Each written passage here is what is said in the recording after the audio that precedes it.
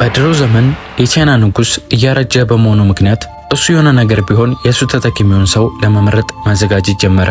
ንጉሱ ከመኳንንቶች ወይም ከጀነራሎች ይልቅ ታዳጊ ልጆችን ፈትኖ ለመሾም ወሰነ። የከተማው ታዳጊ ልጆች ወደ ቤተ መንግስቱ ተጠሩና ንጉሱ ለእያንዳንዱ ልጆች የአበባ ዘሮች ከነማሳደጊያው ዕቃ ጋር ሰጣቸውና ከ3 ወር በኋላ አበባውን ቆንጆ አድርገው አሳድገው እንዲመጡ ትእዛዝ ሰጣቸው። ልጆቹም ወደ ቤታቸው ሄደው እንደተባሉት ዘሩን ተከሉት። ወራቶች አለፉ። ከልጆቹ መካከል ግን አበባው አላድግ ያለው ልጅ ነበር። በስነ ስርዓት ውሃ እያጠጣ ፀሐይ ላይ አስቀምጦ አበባ ለማሳደግ የሚያስፈልጉትን እንክብካቤዎች አድርጎለት ነበረ።